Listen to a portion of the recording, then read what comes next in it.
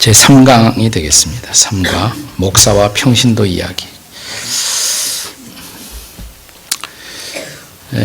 저는 목회를 하면서 이게 꼭 이 강의가 필요하다고 생각을 했어요. 왜냐하면 많은 갈등하는 교회, 어려움을 경험하는 교회들이 목회자와 평신도들의 관계가 건강하게 정립되어 있지 못할 때 많은 교회들이 어려움을 경험하고 있고, 지금 이 순간도 한국 교회 많은 교회들이 그런 경험을 하고 있기 때문에 우리 새가족 교육 시간에 이 강좌가 반드시 포함될 필요가 있다, 이렇게 느꼈습니다.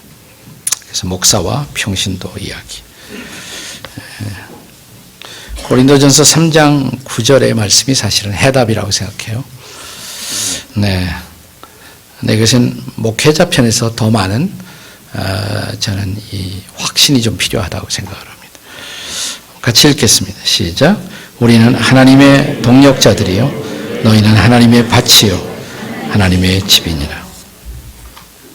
우리 목회자들이 평신도들을 그냥 단순히 내 말을 듣고 따라와야 할 사람 정도로만 이해하지 말고 궁극적으로 그들을 내 동역자로 세우는 것이다. 저는 이 이해가 한국 목회자들의 마음속에 좀 많이 있었으면 좋겠다는 생각을 합니다. 바로 들어가도록 하겠습니다.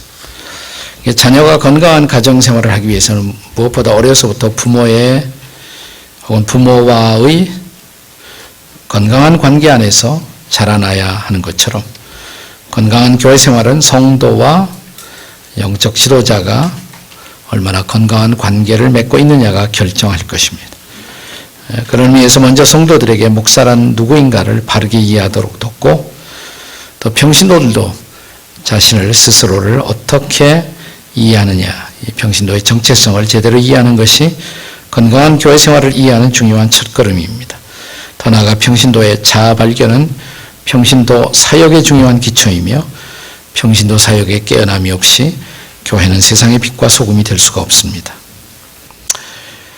우리들의 궁극적인 비전은 목장교회를 통해서 평신도 선교사로 훈련되어 감으로써 민족을 치유하고 세상을 변화시키는 교회가 되고자 하는 것입니다. 건강한 교회는 반드시 저는 치유와 변화의 기능을, 사명을 감당해야 한다라고 생각을 합니다. 첫 번째로 물어야 할 중요한 질문은 이것입니다. 영적 지도자, 그들은 도대체 누구인가? 라는 질문입니다. 히브리서 13장 17절을 읽고 아래 질문에 답해 보십시오. 같이 우리 읽겠습니다. 시작. 너희를 인도하는 자들에게 순종하고 복종하라. 그들은 너희 영혼을 위하여 경성하기를 자신들이 청산할 자인 것 같이 하느니라. 그들로 하여금 즐거움으로 이것을 하게 하고 근심으로 하게 하지 말라. 그렇지 않으면 너에게 유익이 없느니라. 여기서 좀 생각이 필요한 단어가 있다면 경성과 청산이라는 단어죠. 얼른 들어오지 않을 수가 있습니다. 경성한다. 너희 영혼들을 위해서 경성한다. 깨어있는다. 항상 자기가 섬기는 우리 교인들을 위해서 깨어있는 목자를 강조한 것이라고 보여지고요. 또 청산이라는 것은 마지막 책임을 져야 할 자들, 그들의 영혼의 문제에 관한 마지막 결산의 책임을 지고 있는 것이 바로 영적 지도자다. 그만큼 영적 지도자가 된다는 것은 두려운 일이고 또 무거운 책임을 수반한다는 그런 의미가 있다라고 생각합니다. 신약 성경에 입각해서 살펴볼 때 교회 지도자는 무엇을 하는 사람입니까? 한마디로 말하면 교회에 속한 양무리들의 영혼을 돌아보고 섬기는 사람이죠. 돌아보고 섬기는 사람. 저는 이 경성이라는 단어를 좀 풀어서 설명할 때 이것을 잘 돌보는 자다. 잘 돌보는 자다. 돌보기 위해서 섬김과 수고를 아끼지 않는 사람. 그것이 바로 영적 지도자가 아닌가라는 생각을 합니다.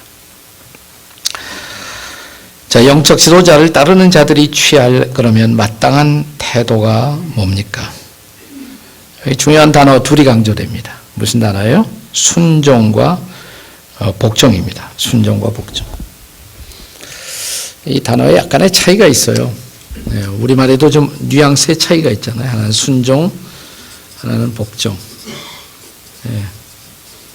영어로는 obey, 이게 명사형이 되면 obedience. 복종이라는 단어는 submit, 명사가 되면 submission 이렇게 됩니다. submission, obedience, submission. 순종이라는 첨의 단어는 매우 일반적으로 따라가는 일을 강조하고 있다면, 다음 단어는 복종은 훨씬 더 강력한 좀 이런 무게가 실려 있는 단어죠. 서밋한다, 영어로 서미션 한다는 것은 상대방의 권위를 인정하기 때문에 때로는 의견이 달라도 따라간다, 이런 의미가 있어요. 결국 교회 지도자는 교회의 어떤 문제에 관해서 궁극적인 결정을 내려야 할 사람이란 말이죠. 우리가 아무리 민주적인 사회라고 하지만 다 의견이 일치할 수는 없는 거예요. 어떤 마지막 의견이 달라도 최종적인 리더가 어떤 결정을 했을 때는 신뢰해주고 따라주는 것이 필요하다. 그런 의미에서 좀 더 강력한 그런 리더십에 대한 존중과 권위를 강조한 단어가 저는 복종이다라는 단어로 이해를 하는 것이 좋다고 생각합니다. 왜 그렇게 해야 하느냐? 영적 지도자들에게 순종하고 복종해야 할 중요한 이유는 뭐냐? 뭐라고 그랬습니까, 여기?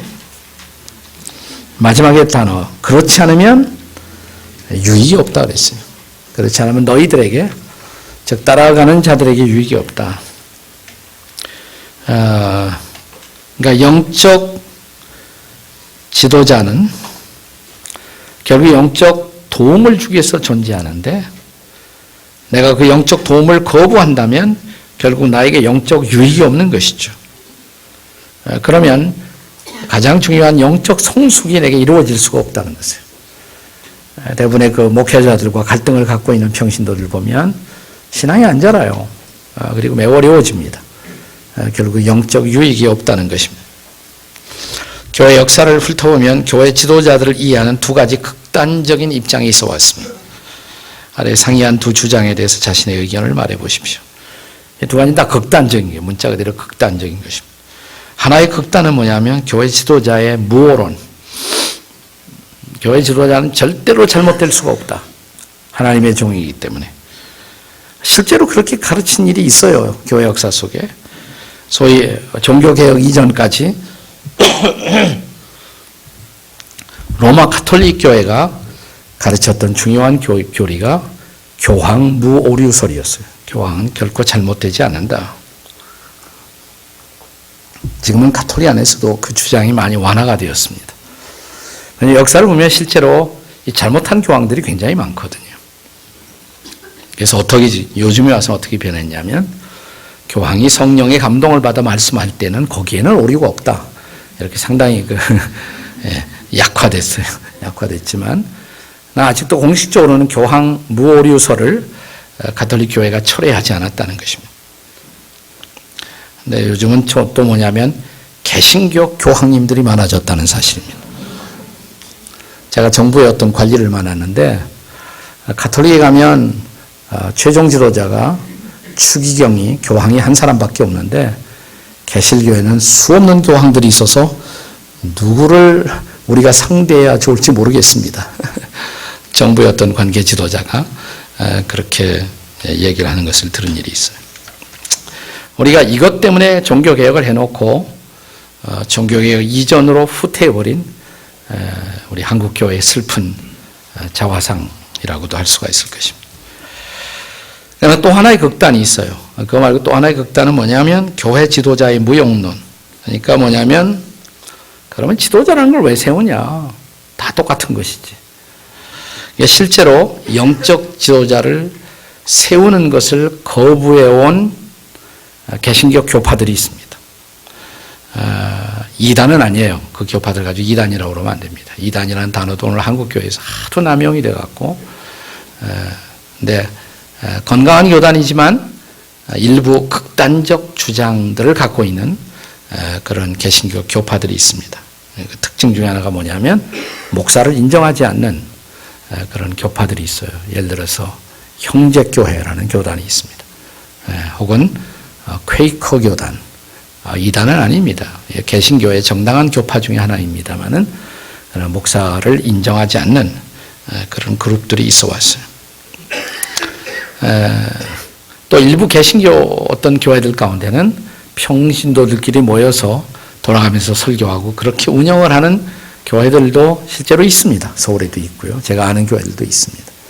거의 이것은 영적 지도자를 인정하지 않는 하나의 극단적인 입장. 그러나 두 가지는 문자 그대로 두 가지 다 극단이에요. 이게 다 극단이지 이건 성경적이거나 건강한 교회의 모습이라고 할 수는 없는 것이죠. 자, 영적 지도자가 누구냐라는 이 지도자의 정체성에 대한 질문에 해답을 얻기 위해서 우리가 중요하게 묵상해야 할 말씀이 있습니다. 요한복음 1장 6절 이하 8절의 말씀입니다. 같이 읽겠습니다. 시작. 하나님께로부터 보내심을 받은 사람이 있으니 그의 이름은 요한이라.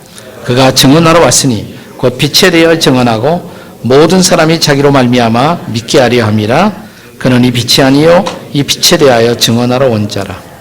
세례 요한에 대한 침례 요한에 대한 성경의 증언입니다. 여기서 이 본문에 의하면 요한을 어떤 의미에서 영적 지도자라고 성경이 말하고 있는가? 중요한 단어는 이거죠. 하나님께로부터 보내심을 받은 사람. 이 표현이 중요해요. 하나님께로부터 보내심을 받은 사람. 하나님이 보내셔서 세우신 사람.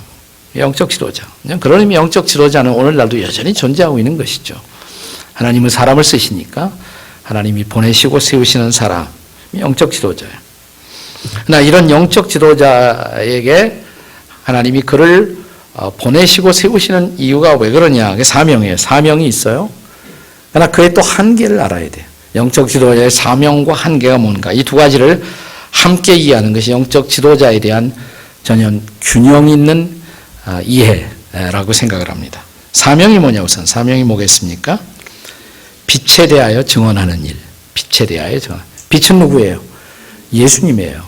그리스도를 증언하고 증거하는 일. 하나님, 그리스도, 성령님, 예수 그리스도를 증거하는 일이 영적 지도자의 사명이에요. 네. 그러니까 그 그리스도를 증거하는 일 때문에 그분은 존중이 여김을 받아야 돼요. 그 사명 때문에. 그 사명 때문에. 그러나 한계가 있어요. 그렇다고 해서 하나님이 보내신 사람이지 하나님은 아니거든요. 네, 하나님은 아니에요. 네. 여기 보면 뭐냐면 중요한 것이 8절에 그는 이 빛이 아니요. 이게 한계예요. 영적 지도자에게 분명한 한계가 있어요. 그 한계라는 것은 자신이 빛은 아니다 이 말이에요. 자신이 그리스도가 아니다 이 말이에요. 자신이 메시아가 아니다. 근데 한국은 유달리 메시아가 많은 나라입니다. 땅은 좁지만 굉장히 메시아가 많아요. 그 탁지일 소장이 어디서 강의하는데 내가 들은 얘기에 하면 100명이 넘었다 한국에. 나는 메시아라고 주장하는 그리스도라고 주장하는 사람들이 100명이 넘었어요. 그럴 줄 알고 마태복음 24장 23절에 이런 말씀이 있어요. 그리스도가 여기 있다 저기 있다 하여도 믿지 말라. 그럴 줄 알고 한국교회를 위해서 예수님이 오래전에 말씀을 해주셨습니다. 네, 그리스도가 여기 있다 저기 있다 해도 믿지 말라. 네, 이게 지도자의 우상화, 지나친 우상화 혹은 우상화가 좀 더 지나치면 신격화. 이것은 결코 바람직한 것이 아닙니다. 지도자 자신을 위해서도 좋은 것이 아니에요. 내가 신 노릇하려면, 내가 하나님 노릇하려면 얼마나 힘들겠어요. 네? 네. 나를 그냥 존중돼야 할 사람으로 받아주면 되는데 나를 신으로 사람들이 생각한다. 이게 별로 좋은 게 아니에요. 근데 그걸 가끔 엔조이하는 그런 지도자들이 있단 말이죠. 뭐 그런 얘기를 들었는데 어느 정신병원에서 환자 하나가 날마다 소리치기를 뭐냐면 나는 하나님의 아들이다. 하나님의 아들이다.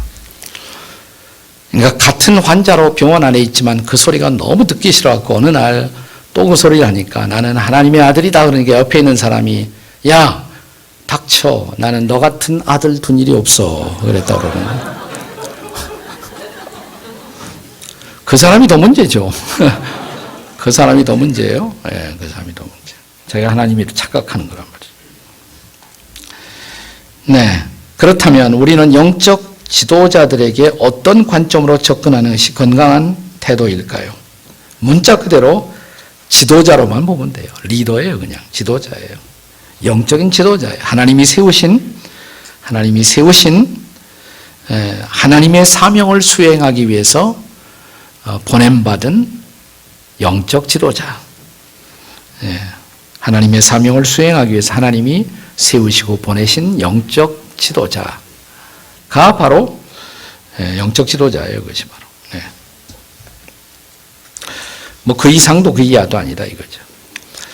그 다음에 에베소 4장 11절 이하 13절의 말씀을 읽고 영적 지도자의 다양함과 그들의 본질적인 역할과 책임 그리고 사역의 궁극적인 목표가 무엇인지 말해 보십시오.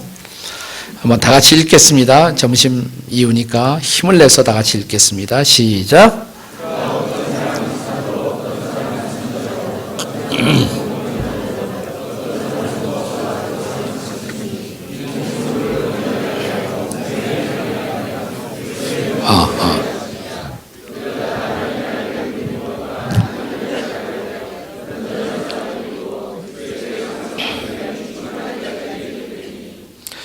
오늘 이 말씀해 보시면 초대교회 안에 존재했던 영적 지도자들, 영적 지도자의 다양한 지도자들이 언급되고 있어요. 특별히 네 가지 아주 중요한, 초대교회 네 가지만 지도자가 있었다는 것은 아니지만 대표적인 네 가지 유형의 지도자가 있었어요.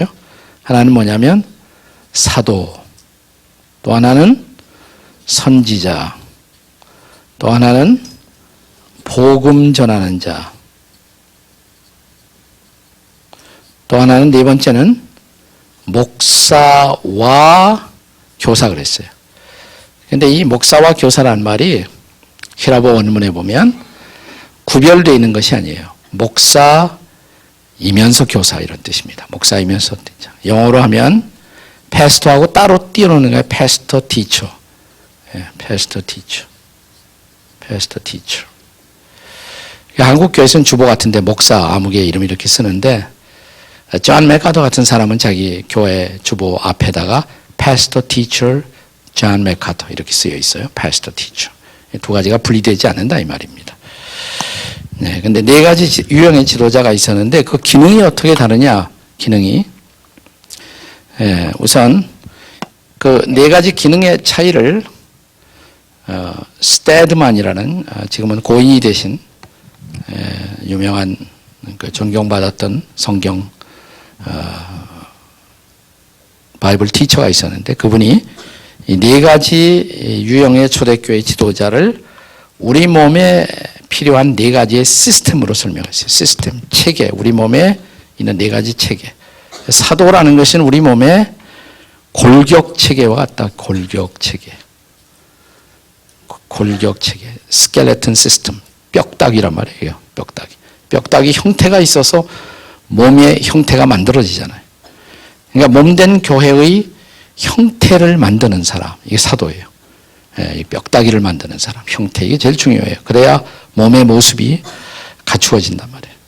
근데 선지자의 역할을 뭐라고 말했냐면 신경체계라고 해요. 신경체계. nerve system. 신경체계. 이 신경이라는 것은 머리로부터 명령을 받아서 온 몸에 전달하죠. 신경체계. 선지자가 하는 일이 뭐냐면 하나님으로부터 메시지를 받아서 하나님의 백성들에게 전달하는 일. 선지자의 기능이란 말이에요. 몸에 또 다른 기능. 복음 전하는 자의 기능은 뭐냐면 소화체계. 소화체계. 다이제스티브 시스템이라고. 조금 아까 다 점심들 드셨는데 들기 전에 그 음식물은 내 몸 바깥에 있었어요. 나와 상관없는 음식이에요. 나 음식을 잡수심으로 말미암아 내 몸 안에 들어와 피가 되고 살이 되고 내 몸의 한 부분이 되었어요. 그 음식이 이제. 그 증상들이 지금 얼굴에 나타나 있습니다. 음식들이 들어와서 내 몸의 한 부분이 되었어요. 그러니까 뭐냐면 복음 전하는 자는 교회하고 상관없이 살던 하나님 모르는 사람들에게 복음을 전해서 예수님을 믿게 되면 그들이 우리와 똑같은 몸의 지체가 되는 일. 이게 복음 전도자들이 하는 일이란 말이에요. 그 다음에 목사와 교사가 하는 일은 뭐냐? 이거를 순환체계, circulation system. 우리 피가 돌잖아요. 몸을 계속 돌아요. 돌면서 영양을 공급해. 우리 몸의 모든 지체의 영양을 골고루 공급합니다. 그러니까 목사와 교사, 목사이면서 교사들이 하는 일이 뭐냐면 하나님의 말씀의 영적 양식을 공급해서 다 몸을 건강하게 유지시켜주는 일. 이 목사와 교사가 하는 일이에요. 네. 근데 지금이 초대교회와 똑같이 지금도 이런 것들이 존재하느냐, 이것은 신학자들 사이에 많은 이견이 있습니다. 일치된 견해는 없어요. 초대교회가 많이 달라졌잖아요. 사실 목사라는 단어가 이때 딱 한 번밖에 등장하지 않아요. 초대교회에서 목사라는 단어는 거의 쓰여지지 않던 단어였어요. 차라리 각 지교에서 양무리를 목양하는 책임을 감당했던 사람을 초대교회에서는 감독이라고도 많이 불렀어요. 감독, 비숍. 감독 그러면 높은 도 직위를 생각하는데 그게 아니라 양무리를 감독하고 돌보는 사람. 그래서 비숍, 오버시어 이런 표현을 많이 썼습니다. 자, 그래서 오늘날의 사도에 해당되는 사람들은 누구냐? 교회의 어떤 뼈대를 형성하는 사람들, 선교사 같은 분들, 교회가 없는 지역에 가서 복음을 전하고 교회를 만드는 사람들, 또 개척교회 하시는 분들, 이런 분들이 지금의 사도 같은 역할을 하는 거예요, 사실은. 그런가 하면 선지자는 뭐냐면 예수님 당시에도 그랬지만 선지자들은 특별히 한 지역에 돌아다니면서 하나님의 말씀을 백성들에게 공급하는 일. 네, 일종의 성경교사, 바이블 티처로서 여러 군데 다니는 순회 성경교사 뭐 이런 게. 복음 전하는 사람은 뭐냐면 안 믿는 사람들에게 주로 복음을 전하는 일. 순회 전도자들 여러 군데 다니면서. 빌리 그레이엄 같은 사람을 우리가 이벤젤리스트라고 하죠. 목회하시지 않아요. 다니면서 복음을 전해요. 네, 그러나 목사와 교사, 이것은 오늘날도 교회 안에 있는 목사님들, 또 교회 안에서 가르치는 교사님들이 바로 그런 초대교회 목사와 교사의 사명을 지금도 감당하고 있다, 이렇게 말할 수가 있죠. 그런데 이런 다양한 지도자들이 등장하는데 그들의 역할과 책임은 뭐겠습니까? 12절에 보시면 이는 성도를 온전케 하여. 그러니까 첫째로 가장 중요한 것은 뭐냐면 성도를 온전케 하는 일이에요. 근데 여기서 온전케 한다는 말을, 그러니까 원문에 합당하도록 다른 단어로 바꿀 수 있다면 뭐가 좋냐면 성도를 무장시킨다는 말이에요. 성도를 잘 무장시켜줘요. 갖추어주는 거예요. 성도다운 성도가 될 수 있도록 잘 무장시켜주는 일. 자, 이게 제일 중요한 책임이에요. 역할과 책임이에요. 성도를 온전케 하는 일.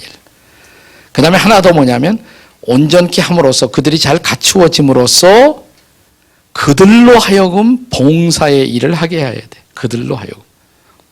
영적 지도자가 다 하는 것이 아니라 영적 지도자들은 성도들을 잘 온전케 해갖고 무장시켜 갖고 성도들로 하여금 봉사의 일을 하게 해야 한다.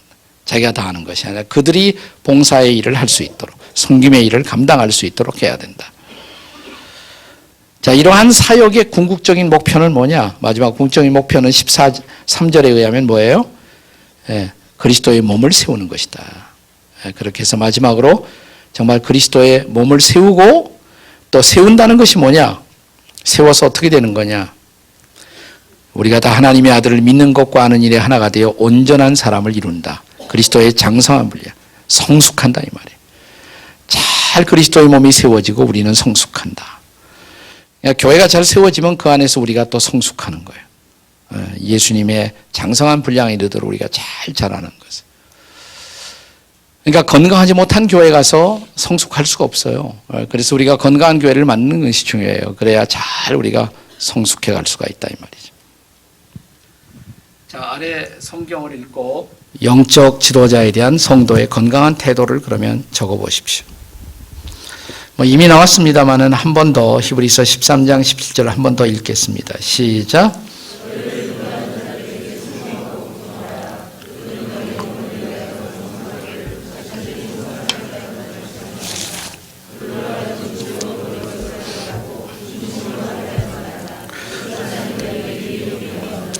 디모데전서 5장 17절까지 읽겠습니다. 다 같이 시작.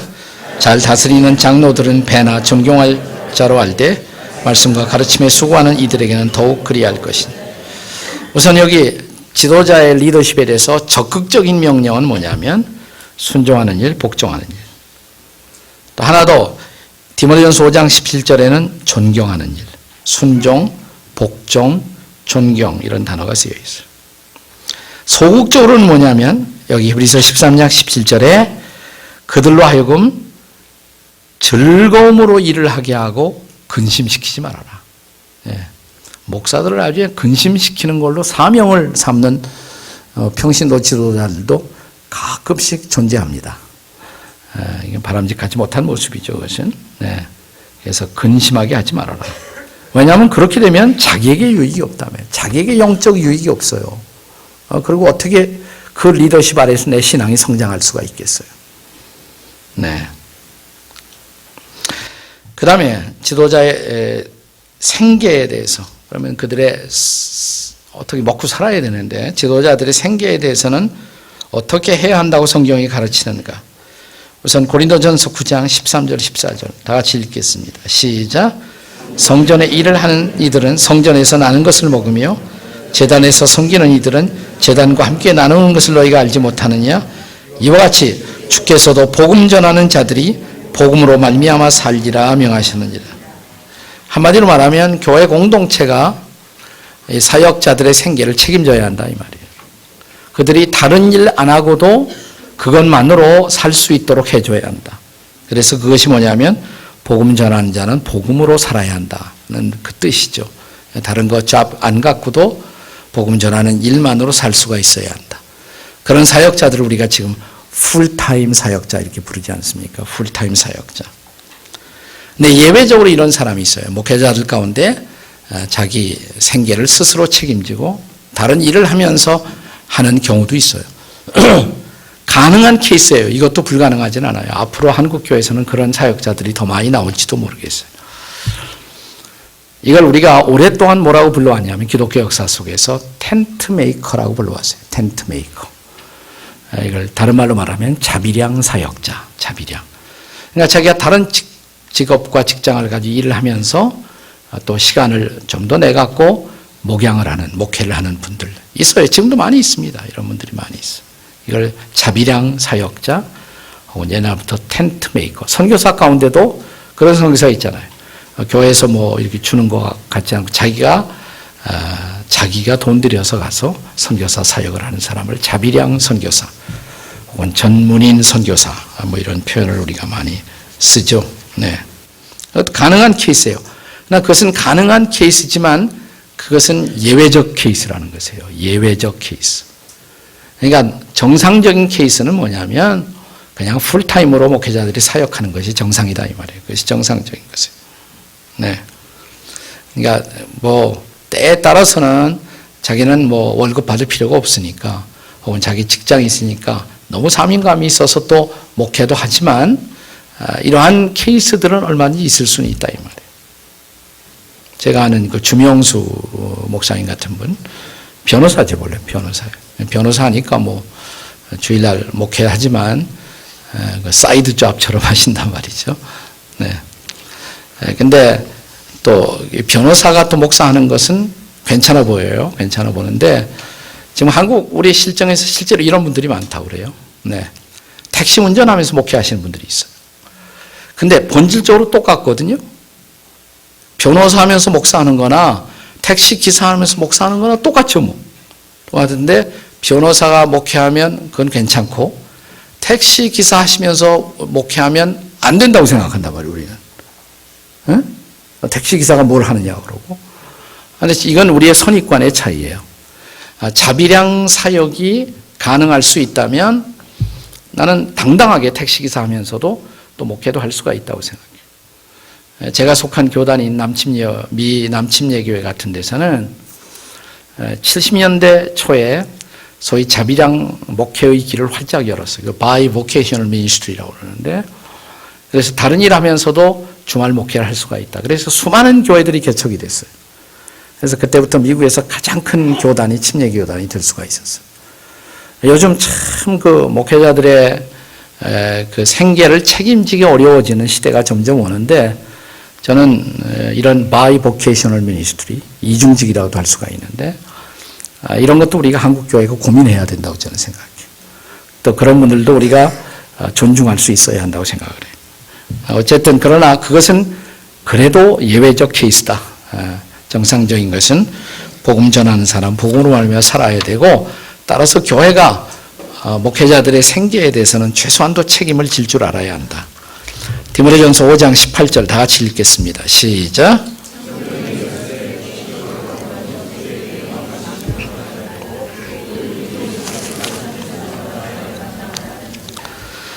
네, 왜 소의 입에다 망을 씌워요?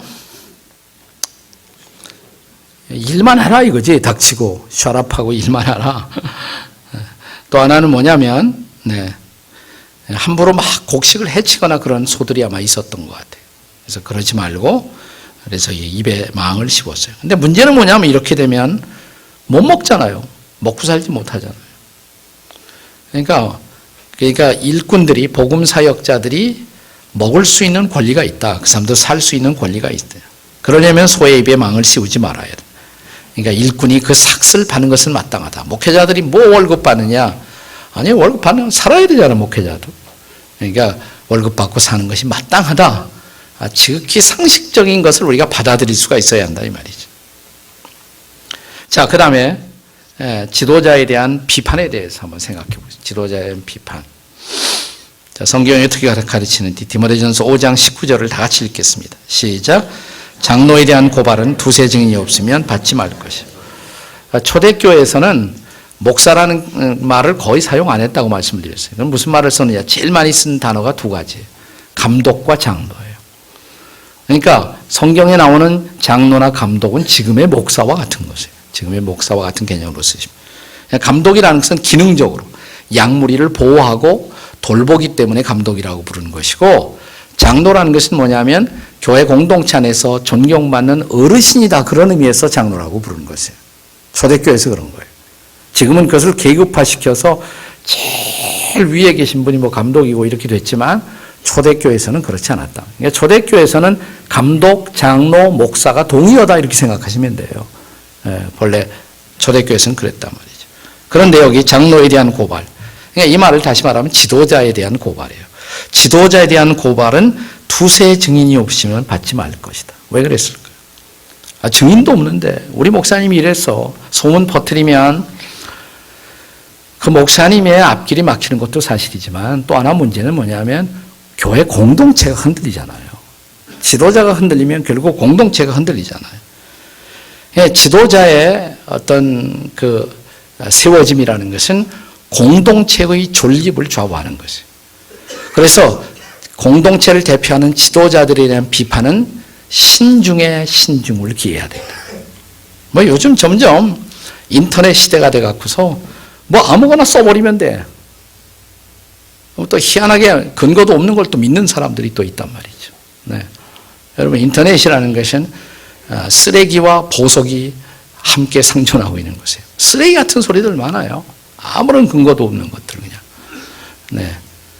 우리가 그런 것들 듣고 함부로 지도자를 정죄하는 풍토를 만드는 것은 교회를 위해서, 한국 교회를 위해서도 저는 불행한 일이다 이렇게 생각을 합니다. 또 그런 악플만 주야로 그냥 악플만 쓰는 사람들이 있어.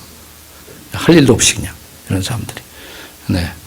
근데 선풀이 좀 많아지면 좋겠는데 선풀하는 사람들은 아예 쓰지도 않아. 또 좋은 것들은 안 쓰고 나쁜 것만 들어와서 보고 묵상도 나쁜 것만 묵상하고. 이게 우리 시대의 딜레마야. 우리 시대의 난관이야. 갈라디아서 6장 6절 다 같이 읽겠습니다. 시작. 가르침을 받는 자들은 말씀을 가르치는 자와 모든 좋은 것을 함께하라. 네. 그래서 이 지도자들과 같이 나누게 되면 지도자도 좋고 또 그를 통해 영적 유익을 받고 있는 사람도 좋고 다 좋잖아요. 네. 그래서 모든 좋은 것을 함께하라. 네. 혼자 처먹지 말고 같이 먹자. 네. 네. 같이 나누자. 여러분, 오후 시간이라 좋을까봐 지금 말이 지금 제가 살벌해지고 있습니다. 입신하지 말라고. 네. 자, 제가 너무 균형 없게 얘기하지 않았죠? 네. 성경 그대로 말하려고 애를 썼어요. 네. 자, 그러면 이제 평신도들은 누구냐? 평신도. 네. 저는 한국교회 비극은 목사나 평신도 다 타락할 수 있는데 목사가 타락하면 먹사가 되고 평신도가 타락하면 병신도가 된다. 누가 그러는데. 네. 그럼 평신도가 도대체 누구냐? 평신도라는 단어는 일반적으로 사역자와 구별되는 일반 교인을 지칭할 때 사용하지만 신학자들은 이 구별이 비성경적이라고 지적합니다. 단지 성경에서는 영적 지도자와 그들이 인도하는 사람들로 구별돼요. 지도자와 따라오는 사람들, 그들이 인도하는 사람들로 구분이 되어 있어요. 그러나 이 구별은 본질적인 것이 아니에요. 왜냐하면 평신도도 영적으로 성숙하면 지도자가 될 수가 있는 거예요. 언제든지. 자, 아래 성구에서 사도 바울이 자신의 믿음의 제자인 디모데에게 사용한 두 개의 다른 호칭을 찾아보고 이 호칭이 달라진 이유를 생각해 보세요. 자, 디모데전서 1장 2절 한번 읽겠습니다. 시작. 믿음 안에서 참아들 된 디모데에게 편지하노니 하나님 아버지와 그리스도 예수 우리 주께로부터 은혜와 긍휼이 평강이 내게 있을지어다. 여기서는 바울이 디모데를 뭐라고 부릅니까? 참 아들 그랬어요. 참 아들. 참 아들. 그런데 이건 어떤 상황이냐면요. 지금 바울이 디모데에게 마지막 편지를 쓰는 거예요. 마지막 편지를 쓰면서 쭉 회고를 해요. 디모데하고 관계를 회고하면서 디모데하고 바울의 출발은 맨 처음에 뭐냐면 마치 영적 아버지와 아들 같은 관계로 시작하는 거예요. 이제 그에게 목회의 리더십의 바톤을 남겨줄 시점에서 이 편지를 쓰면서 참 아들이라는 표현을 쓴 것입니다. 자, 그런데 이제 빌레몬서 1장 1절은 한참 사역의 한 복판에서 바울이 빌레몬이라는 사람에게 골로새에 살고 있던 빌레몬이라는 사람에게 편지를 쓰면서 화두에 서두에 이런 메시지를 기록하고 있습니다. 다 같이 읽겠습니다. 시작. 그리스도 예수를 위하여 갇힌 자 된 바울과 및 형제 디모데는 우리의 사랑을 받는 자요 동력자인 빌레몬과 여기서는 디모데를 뭐라고 부르고 있습니까? 바울이 형제 디모데 그랬어요. 형제 디모데. 아까는 뭐라고 그랬어요? 아들 디모데. 지금은 형제 디모데. 지금 아까 디모데에서는 회고하라고 그랬어요. 쭉 관계를 회고하면서 본래 너하고 나의 관계는 아들로 출발하는 것이다. 영적 아들로. 네. 그런데 지금 빌레몬서는 한참 바울이 여러 가지 사역을 하면서 이제 빌레몬이라는 사람에게 편지를 하면서 그 곁에 있었던 디모데의 역할을 소개하면서 이렇게 말합니다. 여기에 내 형제 디모데와 같이 있다. 여기서는 아들이라는 말을 안 써요. 형제 디모데, 동력자 이런 단어를 선호해요. 형제 디모데. 아들 같은 사람도 성장하면 이제 뭐가 되는 거예요? 형제 같은 사람이 되는 거예요. 그리고 동력자가 될 수가 있는 거예요. 네.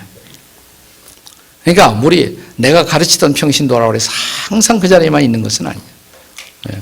실제로 제가 이 고등학교 다닐 때부터 가르친 친구가 하나 있는데 어느 날 어떤 분이 나한테 와서 그래요. 목사님 아무개 아세요? 그래요.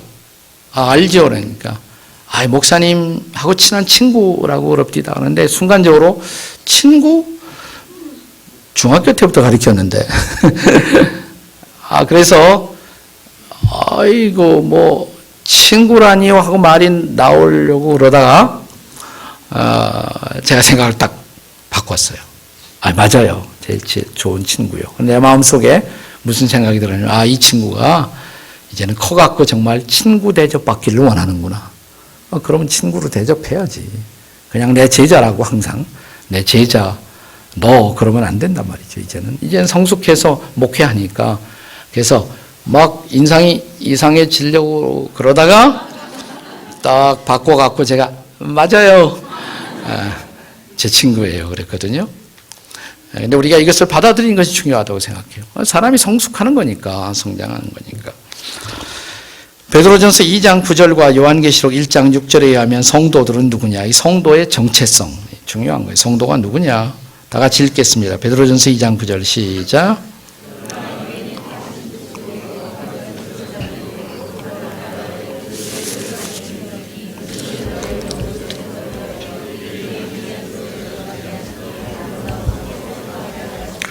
거기서 제일 중요한 단어가 왕 같은 제사장들. 왜 이 단어가 중요하면 이 단어 때문에 종교개혁이 일어났어요. 아주 중요한 거예요. 우리는 다 왕 같은 제사장들이다. 근데 제사장들을 누굴 가리키는 거냐? 신부나 목사만 가리키는 게 아니에요. 하나님의 백성, 모든 하나님의 백성들은 다 제사장이라는 거예요. 다 제사장. 자, 계시록 1장 6절도 읽어보겠습니다. 시작. 그의 아버지 하나님을 위하여 우리를 나라와 제사장으로 삼으신 그에게 영광과 능력이 세세토록 있기를 원하노라. 거기도 제사장이라는 단어가 나와요. 그래서 이것을 종교개혁자들은 만인 제사장설 그랬어요. 혹은 전신자의 제사장직, 전신자의 제사장직. 모든 신자가, 모든 백성들이 다 제사장이다. 근데 이 제사장이라는 말이 말이죠. 제사장이라는 말이 영어로는 뭐라고 쓰냐면 priest라고 그래요. priest. P-R-I-E-S-T, priest. 이 말을 번역하면, 우리 한국말로 번역하면 어떻게 하면 사제라고 번역해요. 사제. priest는 사제예요. 사제. 더 쉽게 말하면 신부님을 가리킬 때 쓰는 말이에요. priest. 그런데 여러분 이게 우리에게 굉장한 충격이 될 수가 있지만 이게 개신교의 사역자관이거든요. 옆에 있는 사람에게 한번 이렇게 말해 보세요. 한번 이 말이 충격으로 오나 안 오나 옆에 있는 분 쳐다보시면서 신부님이시군요. 한번 해봐요. 조금은 충격이 되죠? 그게 프리스트예요. 프리스트. 근데 우리 모두가 다 제사장이다 이 말이에요. 모두가 다 제사장.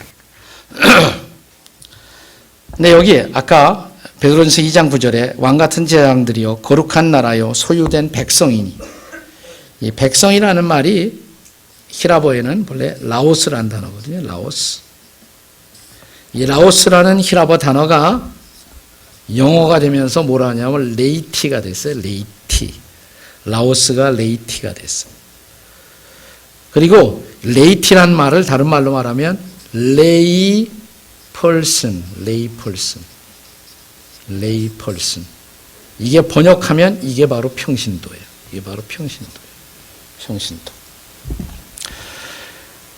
그러니까 레이맨, 레이워먼, 레이펄슨 이게 평신도라는 단어거든요. 근데 이게 그의 소유된 백성이니. 근데 그 백성이 제사장이라는 거예요. 평신도가 제사장이에요. 이게 종교개혁이에요. 모든 하나님의 백성은 다 하나님 앞에 직접 나아갈 수가 있고 하나님의 사역을 감당할 수 있는 제사장이다.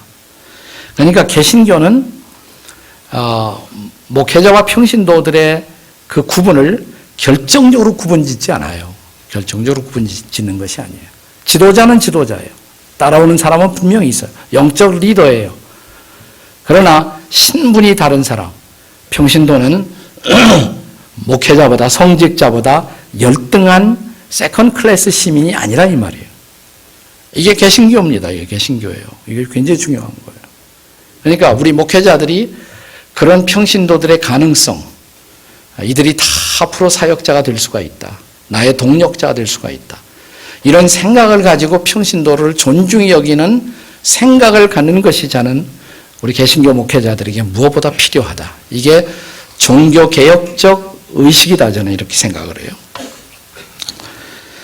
자, 다음 성구에 나타난 성도들의 제사장적 특권을 설명해 보시오. 그럼 제사장들이 뭘 하는 거냐 도대체. 그러니까 구약시대에는 뭐 염소 잡아갖고 제사들이 했지만 지금 십자가 이후에는 그 일을 할 필요가 없어. 양소 잡을 필요 없어. 그럼 무슨 제사를 드리는 제사장인가? 오늘 이 시대의 평신도들은 어떤 의미의 제사장이어야 하는가? 자, 우선 히브리서 13장 15절 16절 다 같이 읽겠습니다. 시작.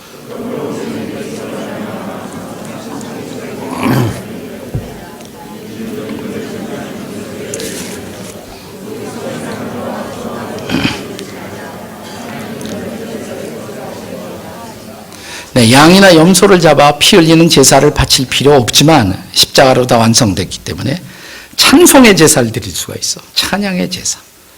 그러니까 예배할 때마다, 찬양할 때마다 우리는 하나님께 제사를 드리는 거예요. 경배와 찬양이 바로 제사예요. 신약적 제사예요. 경배와 찬양. 우리는 찬양의 제사를 드리는 제사장이에요. 네. 또 로마서 15장 16절 같이 읽겠습니다. 시작.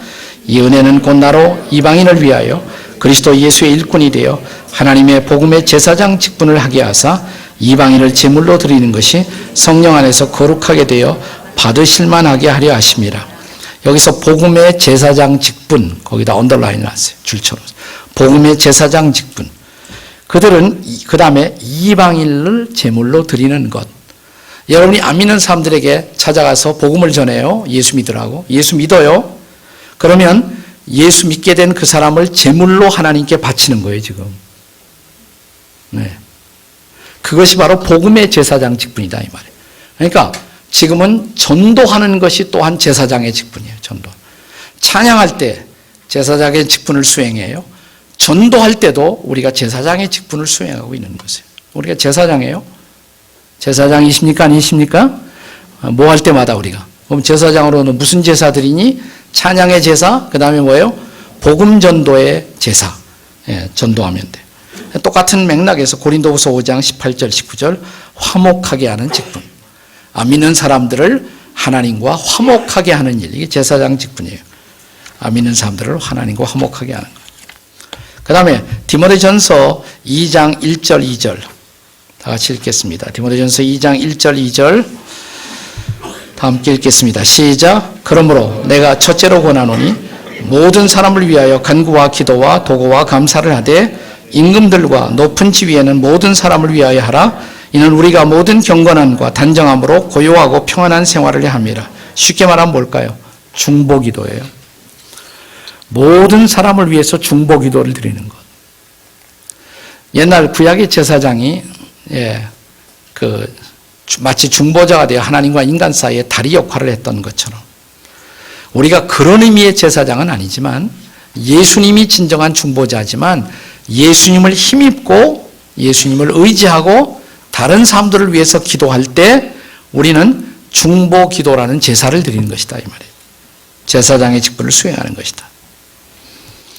자, 그 다음에 사도행전 18장 1절 이하 4절 한번 같이 읽겠습니다. 시작.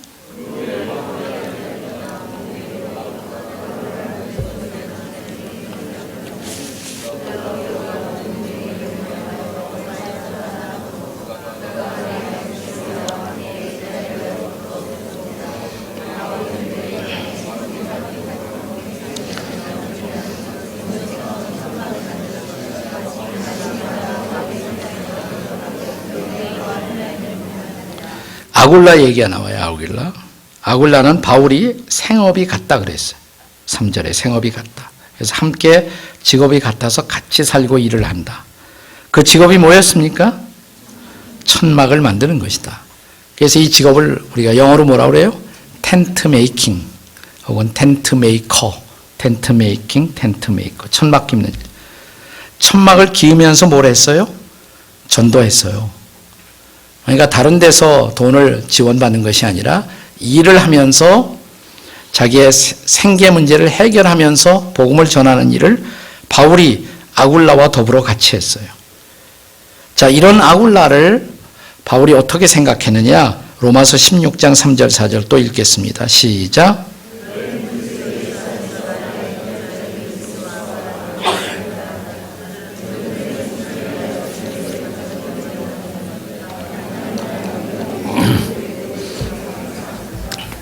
사실 바울은 지금의 어떤 영적 지도자, 최종적인 지도자, 목사와 비슷하다면 브리스길라 아굴라 부부는 평신도를 대표하는 상이라고 할 수가 있어요.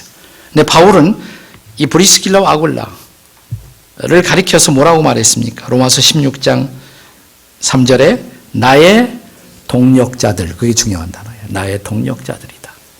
근데 그들이 얼마나 바울을 사랑했는지 나 바울을 위해서 목숨이라도 내놓을 수가 있다. 그러면서 같이 전도를 한 거예요. 그러니까 여기 가장 이상적인 영적 지도자와 다른 자들의 관계를 우리는 바울과 아굴라의 관계를 통해서 볼 수가 있다고 생각해요. 동력의 관계, 동력의 관계. 처음에는 바울이 많이 도와줬겠죠. 신앙의 성장을. 나중에는 세계 선교를 위해서, 전도를 위해서 함께 동력하는 관계. 이게 가장 바람직한 관계죠. 앞의 말씀을 고린도전서 3장 9절과 비교하면서 건강한 목사와 평신도 지도자의 관계상을 요약해 보십시오. 자, 고린도전서 3장 9절 다 같이 읽겠습니다. 시작.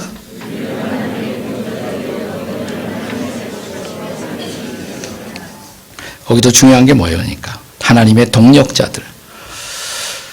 그러니까 우리 목회자들이 평신도들을 생각할 때 그들은 궁극적으로는 나의 동력자가 될 사람이다. 이 마음을 가지고 우리가 평신도들을 바라보는 안목이 필요하다. 너희는 하나님의 밭이고 하나님의 집이다. 때로는 밭이에요. 씨를 뿌려야 돼. 때로는 하나님의 집을 만드는 가족이에요. 그러나 궁극적으로는 하나님의 동력자다 이 말이에요. 동력자다.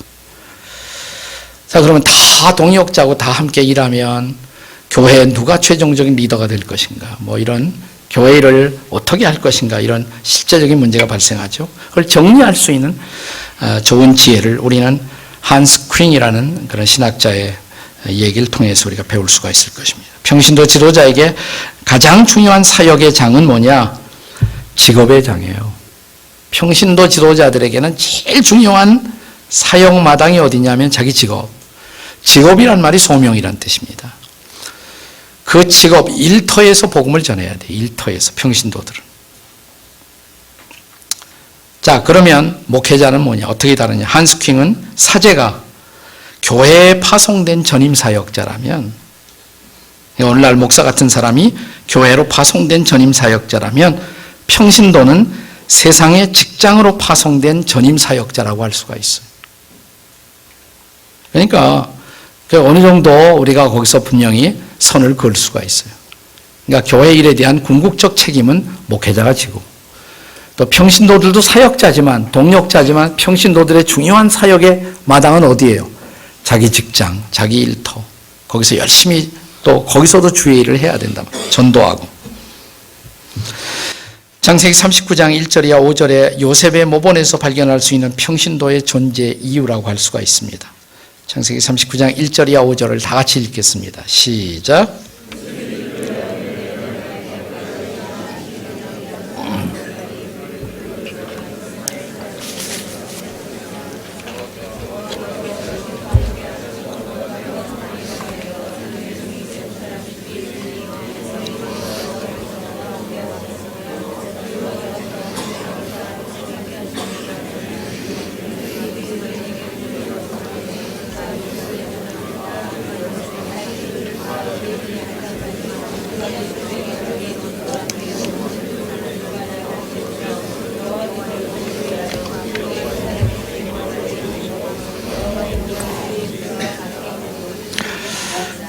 사절에 보시면요. 요셉이 보디발의 집에서 가정총무가 되었다 그랬습니다. 가정총무. 거기가 요셉의 직장이에요. 그런데 5절에 보면 여호와께서 하나님이 요셉을 위해서 그 애굽 사람의 집에 복을 내리셨다 그랬어요. 그러니까 요셉을 가정총무로 삼고 보디발이 수지 맞은 거예요. 하나님이 그 집을 축복하셨기 때문에. 요셉은 축복의 통로가 됐어요.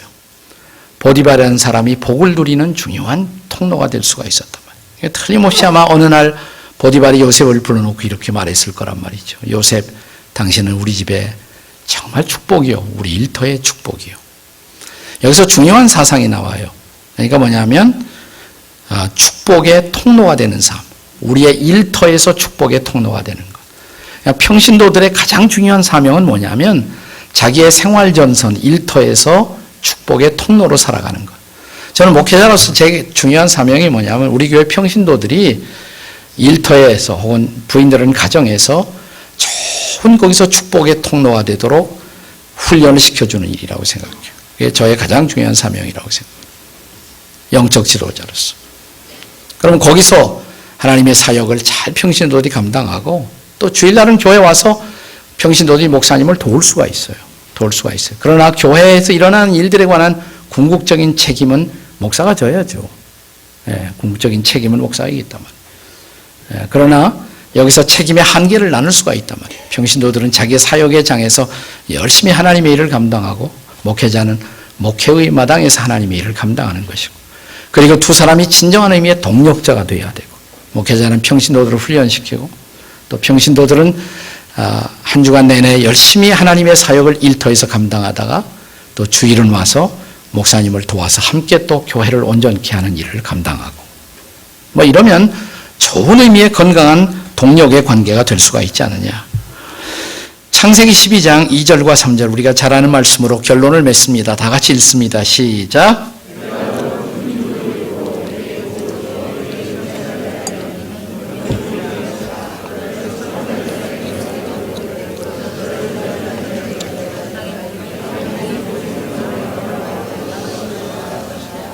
하나님이 믿음의 조상 아브라함을 부르시면서 약속한 것. 옛날 번역에는 복의 근원이 되라 이렇게. 근데 원문에 근원이라는 단어가 없거든요, 사실은. 그래서 근원이라는 단어가 알쏭달쏭해요. 얼른 안 들어와요. 그래서 개역 개정판에 근원이라는 단어가 빠졌어요. 그 대신 복이 될지라 그랬어요. 복이 될지라. 이게 더 좋은 번역이에요. You shall be blessing. 복이 되어 주리라. 그러니까 기독교 축복관의 중요한 특성은 타 종교의 축복관과 다른 것은 우리는 복이 되어주는 인생을 살아야 돼요. 복이 되어주는. 나만 잘 먹고 잘 살고 복을 누리는 것이 아니라 축복이 되어주는 인생. 그래서 천하 만민이 너를 보고 복되다고 하리라. 요셉이, 아브라함의 후손인 요셉이 그 하나님의 기대와 약속을 이룬 거예요. 그렇죠? 네. 애굽 사람 보디발의 집에 가서 거기서 축복이 되어 주었단 말이에요. 축복이 되어 줬어요. 우리가 어디 가든지 거기서 축복이 되어 주는 인생을 살아야 한다. 그러니까 이러한 평신도를 키우기 위해서 목회자는 노심초사해야 돼. 그게 목회자의 가장 중요한 사명이에요, 사실은. 그렇게 해서 목회자와 평신도의 멋진 동력이 이루어지면 일터가 밝아지고 교회는 교회대로 사명을 감당하고, 이것이 바로 저는 목사와 평신도의 바람직한 성경적 관계가 아니겠습니까? 저는 원초록 우리 한국교회가 이런 관계를 좀 더 잘 이해하고 서로가 서로를 존중하는, 목사는 평신도를 소중히 여기고 잘 키워서 내 동력자로 삼겠다. 저들이 가정에 가서 직장에 가서 제대로 전도하고 빛이 되어야 세상이 바뀌지 않겠습니까?